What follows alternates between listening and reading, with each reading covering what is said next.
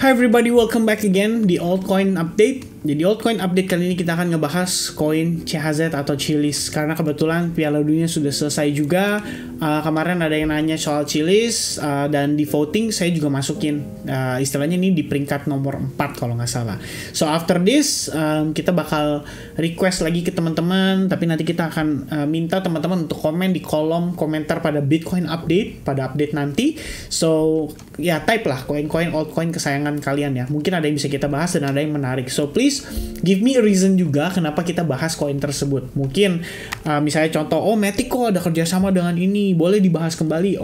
Oke, kita akan coba bongkar ya. Atau mungkin misalnya Dogecoin kok bakal dipakai Twitter ya, nanti kita bahas kembali. Jadi ya, make sure kalian leave your thought ya, tapi di kolom komen untuk yang Bitcoin nanti. Nah, untuk yang kali ini kita akan ngebahas CHZ. Nah, teman-teman, gimana nih menurut pandangan kalian terhadap CHZ? CHZ, Chiliz, atau Algorand, juga koin football, ini adalah koin-koin yang berhubungan dengan sepak bola, dan kebetulan kemarin adalah the biggest eventnya, yaitu FIFA World Cup. Pada saat final, seingat saya CHZ tuh sempat ngepam, lumayan signifikan. Gak cuma CHZ, tapi koin-koin lain juga, seperti Algorand dan si football itu. Tapi itu sementara aja, jadi kayak dia ngepam sedikit, abis itu jebret turun lagi kita ngelihat marketnya. Pertanyaannya adalah, dengan posisi sentimen yang sudah tidak bergairah lagi diakibatkan oleh selesainya Piala Dunia, apakah koin-koin seperti CHZ, football, dan Algorand ini masih bisa bertahan?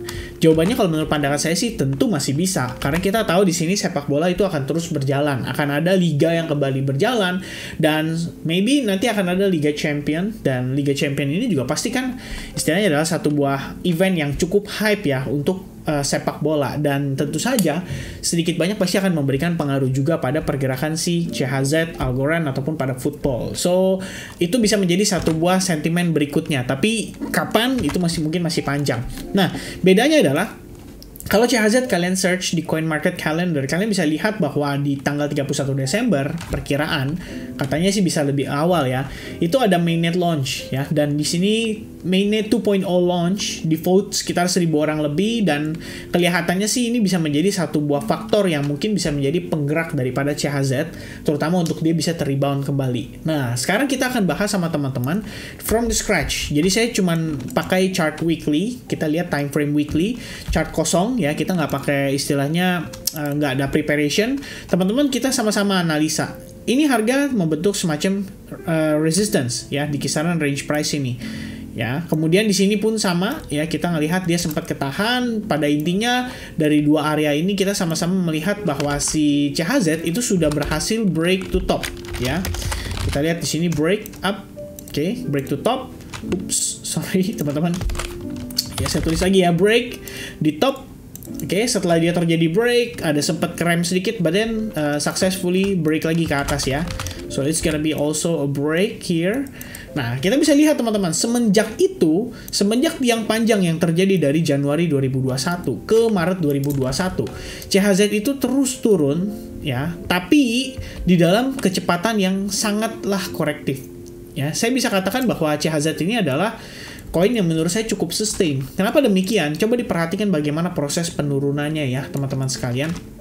Dan kalau kita gunakan T-bar retracement, kalian tarik dari lowest price ya di 0,08, saya akan geser ke sini sedikit supaya agak ke atasan, supaya agak lebih rapi ya. Kita geser naik ke swing high-nya dia di sebelah sini, lalu saya slide ke samping. Kalian akan menemukan satu buah fakta menarik bahwa ternyata CHZ selama ini memiliki support yang cukup strong di kisaran $0,095 ya. So far kita belum break dari sana, dan ternyata itu adalah area daripada si Fibonacci retracement 0,5%, which is bisa dikatakan atau diindikasikan sebagai support yang cukup kuat atau strong. Nah, kalau kalian zoom in ke lower time frame, which is di time frame daily, sebetulnya sebelumnya kita menemukan ada sebuah descending channel yang sudah berhasil di break ya pada CHZ. But then break tersebut istilahnya bisa dibilang di follow up saat ini dengan proses retest terhadap si trendline tersebut. Ya, ada 1 atau 2 kali retest terhadap trendline itu, dan sekarang kita lagi ngetest trendline itu. Jadi sebetulnya apakah mainnet launch bisa menyelamatkan CHZ?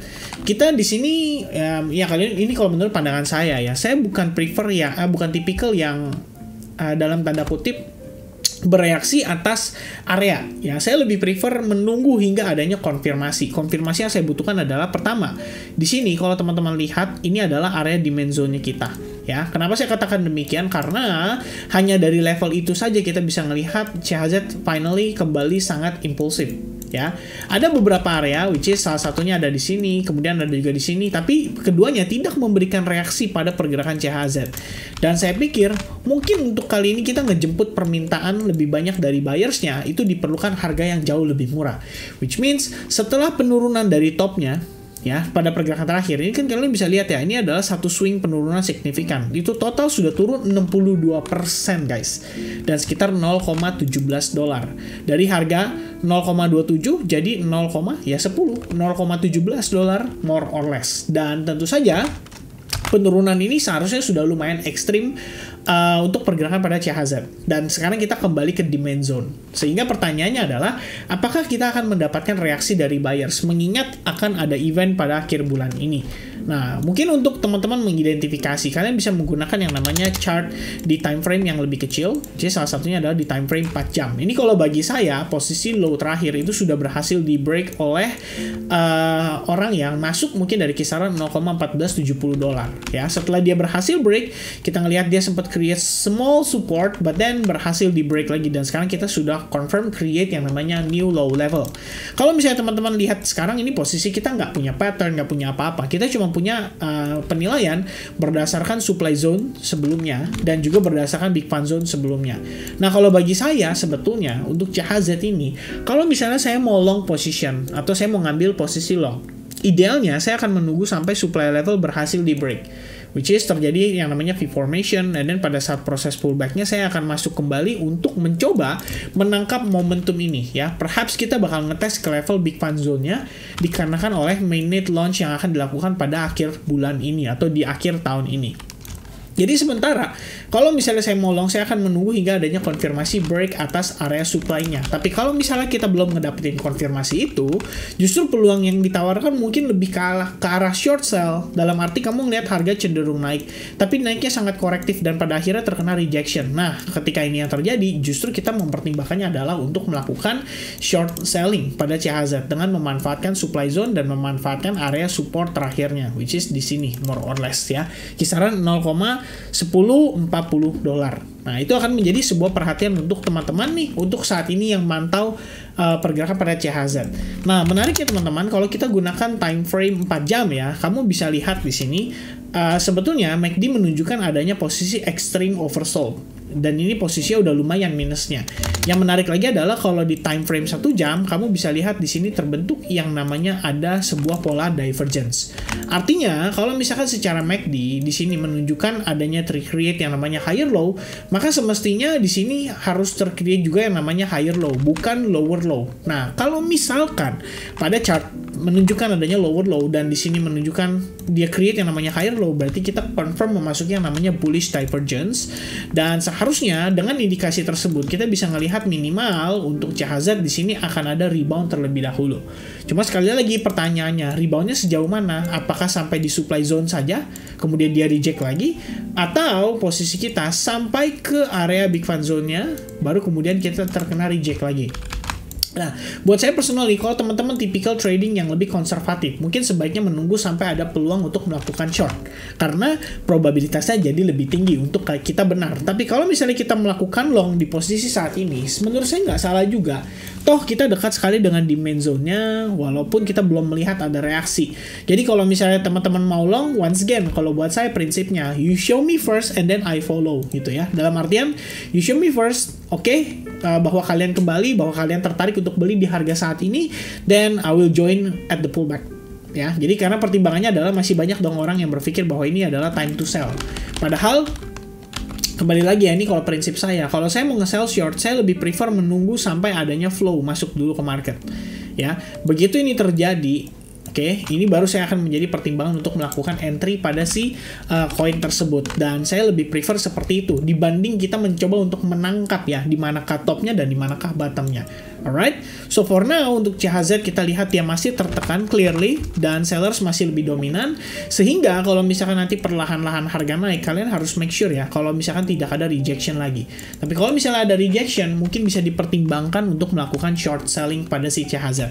Dan ngelihat pergerakannya saat ini, I think it's possible untuk CHZ naik dulu. Minimal kalau misalkan dia nggak naik sampai supply zone, minimal dia akan ngetes area support resistance pergerakan sebelumnya. Dan itu bisa menjadi acuan bagi kita juga.